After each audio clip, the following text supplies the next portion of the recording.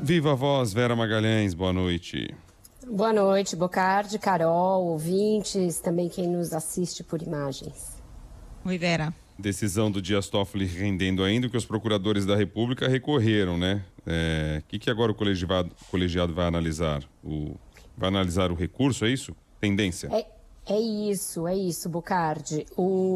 Tanto a ANPR, que é a Associação Nacional dos Procuradores da República, quanto a AJUF, que é a Associação dos Juízes Federais, decidiram recorrer da decisão do ministro Dias Toffoli. Com isso, eles estão aí passando por cima de uma inação da Procuradoria-Geral da República, que ficou, por enquanto, em silêncio a esse respeito. Augusto Aras não manifestou intenção de recorrer da decisão.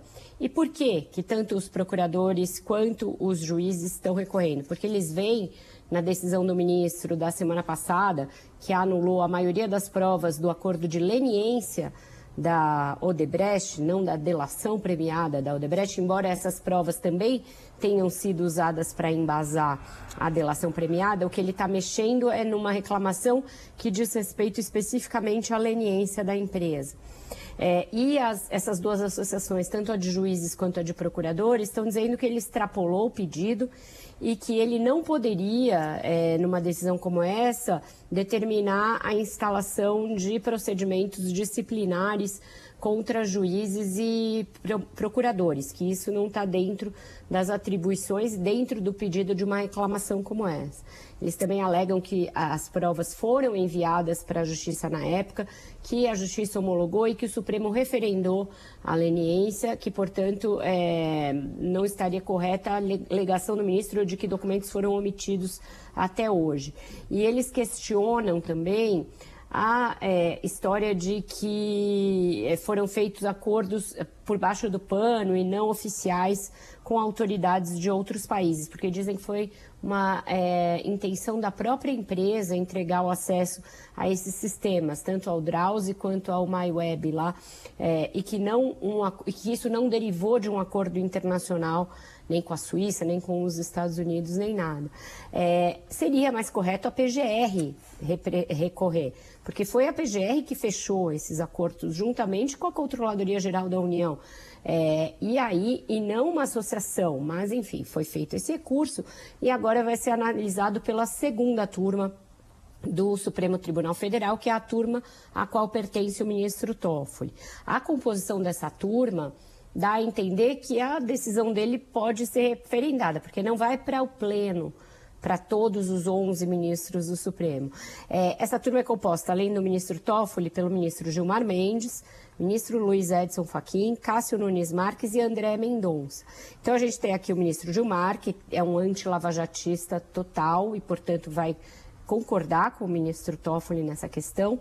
Tem o Fachin, que é um ex-lavajatista, mas que reviu toda a questão do foro e isso resultou na anulação das condenações do presidente Lula e que também depois votou a favor da suspeição do ex-juiz Sérgio Moro. Então ele deu uma guinada nos últimos anos, hoje em dia está mais próximo dos garantistas que dos lavajatistas.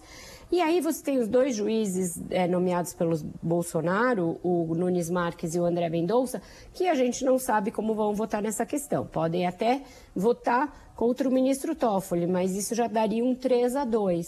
E aí resta saber se alguém vai pedir um recurso ao plenário, ou se sequer cabe um recurso ao plenário. Mas o colegiado que deverá analisar o recurso, então, das duas associações é a segunda turma, e essa segunda turma tende a chancelar a decisão do ministro Toffoli. E aí vai se criar um impasse, porque muita gente está dizendo que a decisão dele, uma vez chancelada, vai levar a um efeito dominó sobre todas as outras leniências, não só da Odebrecht, porque elas também estariam contaminadas de alguma maneira pelos diálogos da Vaza Jato e que pode levar, inclusive, à anulação das delações. E aí sim com consequências imprevisíveis em termos de condenação, em termos de acordos que foram selados pela própria empresa para ressarcir o erário, para voltar a ser habilitada para concorrer em licitações de obras públicas, etc.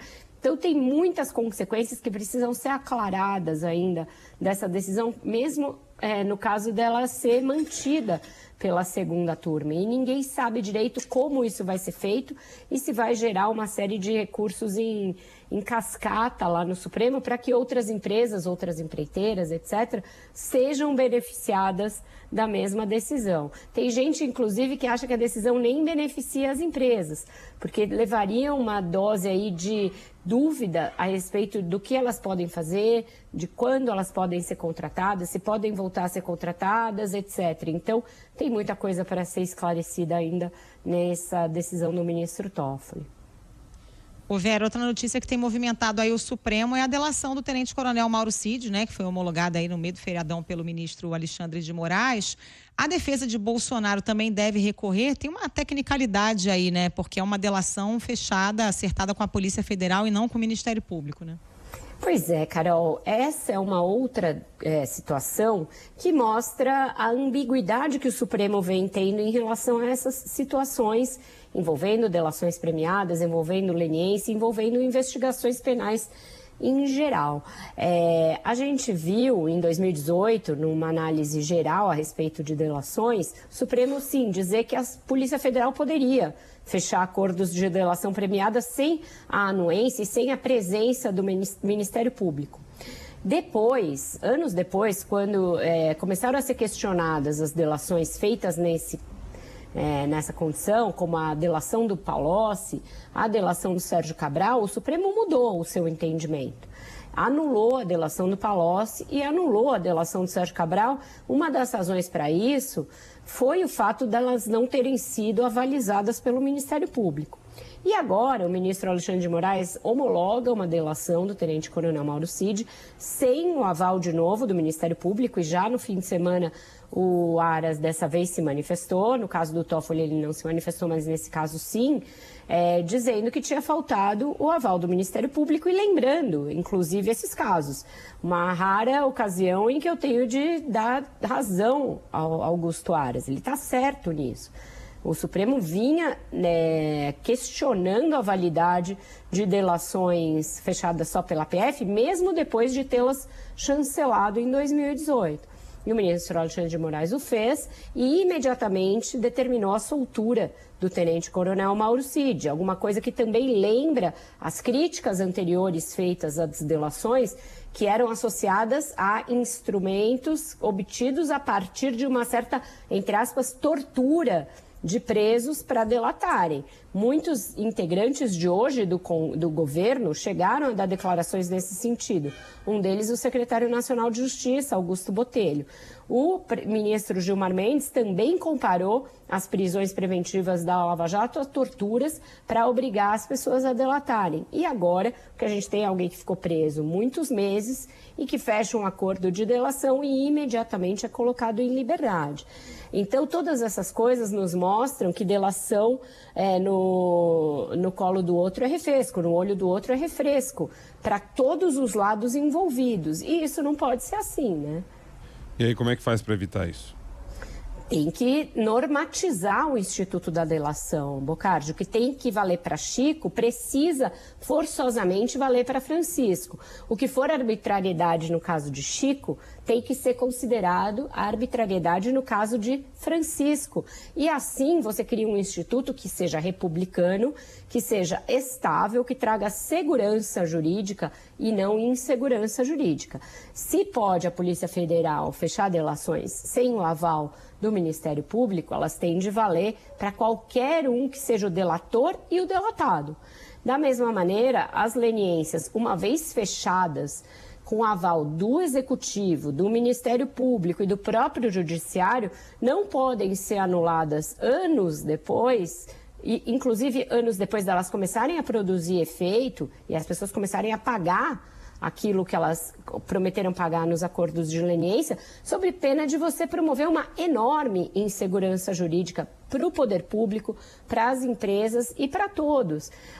Então, não pode ser tratado ao vai da valsa um instituto tão sério como a colaboração premiada. Da mesma maneira, a leniência, que é um instrumento de compliance de governos, de contratação de empresas para obras públicas, e que existe no mundo inteiro e que é exigido, inclusive, por empresas do mundo inteiro para investir em países. Elas não vão colocar o seu dinheiro em países em que a leniência é tratada dessa maneira, casuística, dessa maneira absolutamente descuidada e que tem sempre um componente de você ficar bem com o poder de turno. Então, essas coisas têm de ser levadas a sério. E aí, tanto cabe o legislativo se debruçar sobre a lei das relações, que é de 2013, e fazer modificações que precisem ser feitas, quanto o próprio judiciário se reunir e tratar dessas questões de uma maneira geral. Outra coisa que também está sendo tratada de forma absolutamente casuística é a questão do foro privilegiado. Afinal, em que circunstância vale o foro privilegiado e em que circunstância não vale mais? O Supremo mudou isso, reduziu os casos em que as pessoas podem ser julgadas no próprio Supremo, porque estava sendo muito demandado, porque não estava dando conta de tantas ações penais assim, etc. E agora tem muitas pessoas sem foro sendo julgadas no Supremo. Você não pode simplesmente estabelecer que agora a gente quer julgar, então vai ficar assim. Você tem que dizer por quê. Por que que você, que tinha jogado as pessoas com foro para as instâncias inferiores, está retendo pessoas que não têm mais foro? Mudou alguma coisa? É crime contra o Estado Democrático de Direito, então é o Supremo que tem que julgar? Ok, mas isso precisa ser dito pelo Pleno do Supremo Tribunal Federal. Ninguém é obrigado a intuir isso. E é lógico que a defesa das pessoas que estão nessa condição vai recorrer. E aí, gera mais insegurança, você julga a pessoa e lá na frente, não era a gente que tinha que julgar. Aconteceu isso na Lava Jato. Um monte de gente foi condenada e anos depois o Supremo falou, não era Curitiba que tinha que julgar esse pessoal, anula tudo.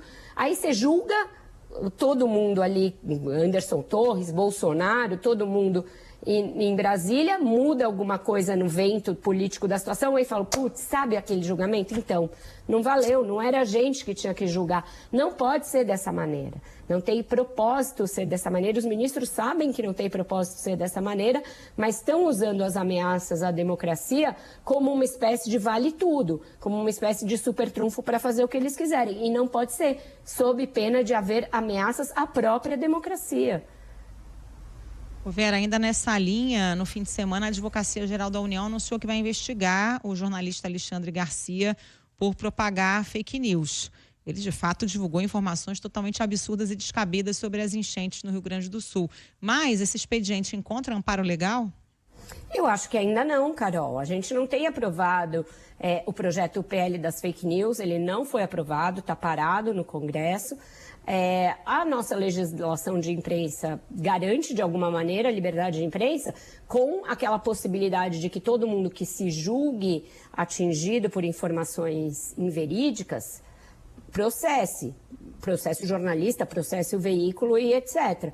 Agora, o peso do Estado não pode ser jogado nisso. Não está dito isso. A gente não pode ter, independentemente do grau de bizarrice enorme que existe nas manifestações desse e de outros jornalistas, isso não pode ser um aval para o peso do Estado ser jogado contra ele. Assim como não poderia, no tempo do Bolsonaro, ele usar a AGU e outros órgãos de Estado, como a PF, PRF, etc., para perseguir jornalistas. Tem de valer a mesma lei. Então, é claro, ele pode ser processado civil, criminalmente, mas não tem de ser a Advocacia Geral da União o órgão a fazer isso. A gente tem lá, e eu tenho falado sobre isso, alguém que quer ir para o Supremo e que está querendo se mostrar o mais proativo que puder. Na semana passada já disse que iria investigar procuradores, investigar juízes da Lava Jato, quando a AGU não tem também essa atribuição de investigar. Então, de novo, as coisas têm de ter institucionalidade. Cada órgão tem de agir de acordo com o seu mistério constitucional. E não é correto, não é democrático você usar um órgão de Estado e o peso de um órgão de Estado sobre qualquer pessoa, sobre jornalistas também, em nome do que existe em termos de liberdade de imprensa. Mas liberdade de imprensa não é aval para você mentir, para você inventar e para você propagar desinformação e fake news. Então, sim, o jornalista pode ser processado e ele pode ser condenado por fazer essas coisas, mas não acho que seja a Advocacia Geral da União o órgão responsável por fazer isso. E o presidente Lula fazendo um pouco o caso aí do Tribunal Penal Internacional, mas ele mesmo lá atrás já esboçava recorrer a esse próprio tribunal, não é? Em várias ocasiões, ele e o PT, Bocardi, vamos atualizar aqui o ouvinte que não acompanhou essa situação. O Vladimir Putin, presidente da Rússia, é condenado pelo Tribunal Penal Internacional com sede em Haia, na Holanda, pelos crimes de guerra na guerra da Ucrânia, sobretudo em relação a crianças ucranianas. E existe um mandado para que, caso ele deixe a Rússia e ele vá a algum país que seja signatário do Tratado de Roma, que criou o TPI, ele seja preso. Por isso, ele não foi à África do Sul, na reunião do BRICS. A África do Sul até tentou fazer ali um Paranauê para que, se ele pisasse em solo sul-africano, não fosse preso, mas houve muitos protestos da comunidade internacional e do próprio país, e o presidente sul-africano voltou atrás. E o que o Lula fez agora? Diz que nada impediria o Putin de vir ao Brasil em janeiro, caso ele ainda continuasse sendo presidente, que aqui ele não seria preso. Isso repercutiu muito mal, ele disse isso na Índia, e aí ele começou a recuar, disse que não era uma decisão do governo isso, era uma decisão do Congresso e do Supremo, não era nem do governo nem do Congresso, era do Judiciário, mas ele começou a questionar o fato do Brasil ter assinado o tratado e ter reconhecido o TPI. E aí, com esse desdém, eu nem sabia que esse tribunal existia. Claro que ele sabia.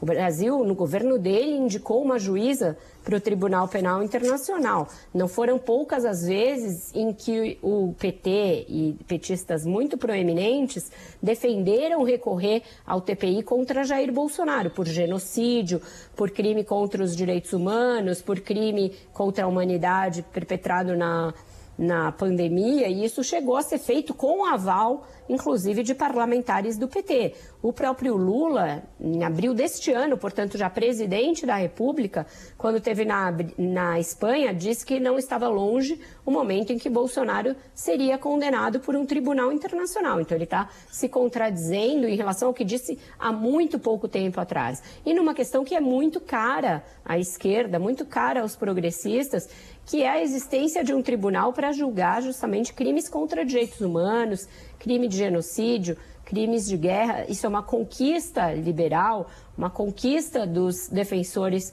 dos direitos humanos no mundo todo. Então, uma declaração muito ruim do presidente, denotando aí, de novo, casuísmo, para defender ali alguém que nem se pode chamar de aliado. O Putin não é exatamente um aliado, mas para passar um pano para alguém que é condenado por um tribunal cuja existência o Brasil chancelou por lei em 2000 e em 2001. Então isso não está certo, isso está muito errado, isso repercute muito mal internacionalmente, sobretudo nos países democráticos.